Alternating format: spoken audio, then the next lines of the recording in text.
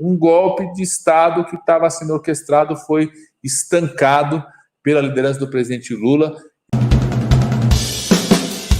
Eu queria que você fizesse uma análise, Padilha, se possível, do que foram esses primeiros dias de governo, né? Porque eu cubro jornalismo desde 1987, lá em Bolinha, 88.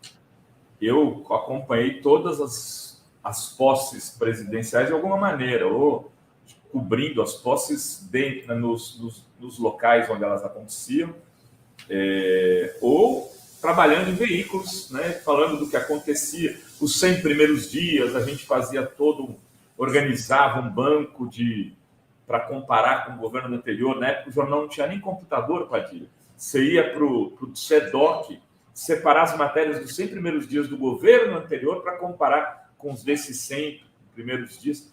E não tem, nessa história, eu não tenho registro, nessa história recente, de 17 primeiros dias tão intensos na história da República. Então, eu queria começar por aí, já que você está na articulação política, imagino que deva estar sobrado muita coisa para ti. Rovai, Dri, eu acho que nós estamos vivendo um momento histórico do país, né? Eu quero dividir esses primeiros 17 dias, eu diria assim, em três momentos, né? Primeiro, a gente viveu um dia histórico, que foi o dia da posse do presidente Lula. Se a gente for relembrar tudo que passou o presidente Lula, tudo que o Brasil passou com o Bolsonaro e o bolsonarismo, tudo que foi a postura do Bolsonaro nesse momento de transição, ter fugido do país, a gente ter aquele dia que nós tivemos, a imagem, a mobilização popular, ter conseguido fazer uma posse como aquela. Vamos lembrar que há um ano atrás, muita gente tinha dúvida se o presidente Lula ganhasse as eleições, se ele ia conseguir tomar posse, né? Se o país não ia ter um golpe antes, né? Se isso ia ser impedido ou não. Então, primeiro, eu acho que tem um valor histórico muito forte. Aquele dia, a imagem do povo subindo, entregando a faixa, são coisas que eu acho que vão ficar para a história do país, daquelas imagens que a gente vai se lembrar para sempre. Quem viveu, você estava aqui, quem viveu dos vários ângulos, né? Coisa inesquecível e muito forte, né? E é muito simbólico o fato do presidente Lula, no seu primeiro dia de trabalho, que foi na segunda-feira, logo depois da posse, ele ter se reunido com 19 presidentes ou vice-presidentes, já construindo acordos bilaterais, ações bilaterais, o que é um número maior do que o Bolsonaro reuniu em 4 anos de governo. Em um dia, o presidente Lula fez mais reuniões internacionais no primeiro dia de governo que o Bolsonaro fez nos 4 anos. Eu falo que quando o Bolsonaro era presidente da República, Rovai, Idri, os líderes internacionais saíam da sala, cruzavam a sala para não cumprimentar o Bolsonaro. O Lula assumiu, os líderes cruzaram o oceano para vir conversar com o presidente Lula. Então, acho que tem essa primeira dimensão dessa data. A segunda dimensão que tem a ver com essa primeira data da posse são as primeiras medidas do governo. Tanta coisa aconteceu que às vezes a gente nem teve tempo para discutir e detalhar as primeiras medidas do governo. O governo começa, né, com uma ação muito forte sobre o fim do sigilo de 100 anos, né? Então, uma revisão de todos os decretos de sigilo. O primeiro ato do presidente Lula é esse. No primeiro ato tem medida provisória que garante recuperação dos recursos do farmácia popular, recursos para assistência social. Hoje a população que recebe o auxílio emergencial está recebendo hoje R$600 hoje ao dia. O pessoal que vai lá retirar no banco, ou que está recebendo direto, recebe hoje R$600 por conta da ação do governo do presidente Lula já, porque não ia ter esse dinheiro. O Bolsonaro não deixou o dinheiro para R$600. Hoje começa o programa, né, vai ser detalhado esse cronograma de busca ativa, de identificar as crianças para ter R$150, né, a partir dessa medida provisória que é assinada no primeiro dia de governo.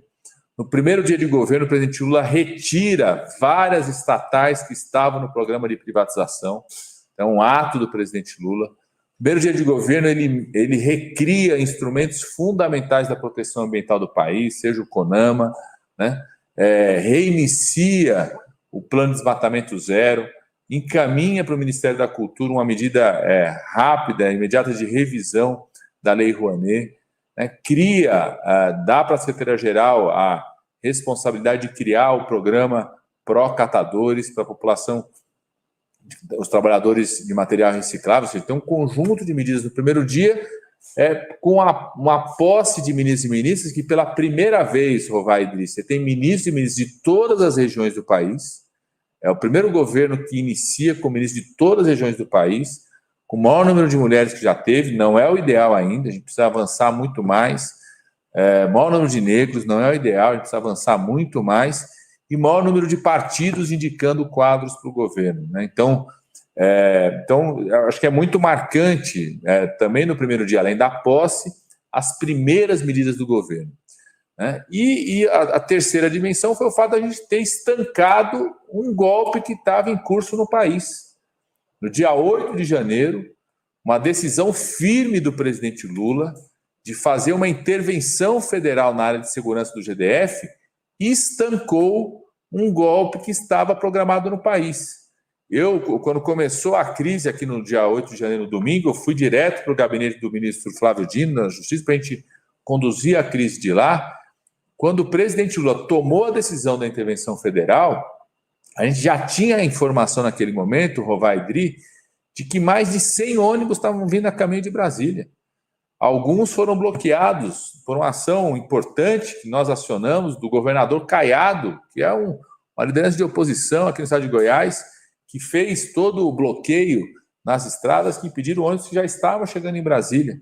Tinha uma ação coordenada por parte desses terroristas, de quem estava planejando um golpe no país, né, que a partir da invasão, da ocupação, da tomada por terroristas da Suprema Corte, do Congresso Nacional e do Palácio do Planalto, iam movimentar pessoas para vir para Brasília e outras ações poderiam estar em curso. Inclusive, talvez estivesse programando uma volta do Anderson Torres, talvez estivesse programando uma volta do Bolsonaro. Existia, para mim, está cada vez mais nítido que existia um golpe em curso no país, que ele foi estancado com a decisão do presidente fazer a intervenção federal, que a partir dali a gente passou a conduzir a ação, inclusive, sobre a PM de Brasília, que fez as ações de desocupação do Palácio do Planalto, do Congresso e do STF a partir daquele momento. Em 24 horas, uma reunião com os 27 governadores do país e os 3 poderes, dando uma resposta institucional à tentativa do golpe. Em 48 horas, a aprovação pelo Congresso Nacional do decreto da intervenção, consolidando uma resposta institucional ao golpe que estava em curso.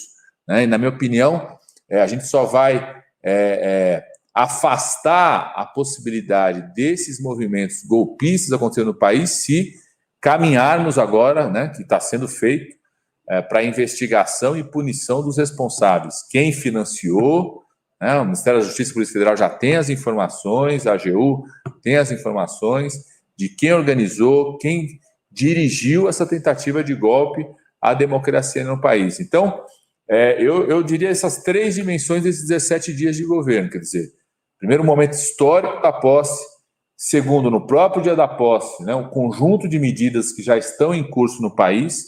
E terceiro, com a força política do presidente Lula, sua capacidade de liderança, de ampliação, termos vivido um momento histórico no dia 8 de janeiro, onde um golpe de Estado que estava sendo orquestrado foi estancado pela liderança do presidente Lula e pela nossa capacidade política de dar uma resposta institucional, da sociedade, articulação internacional, que interrompeu um golpe que estava em curso no país, né? Então, para fazer uma avaliação desses primeiros 17 dias, eu diria isso, inicialmente, para a gente dialogar aqui com quem está nos acompanhando na foto.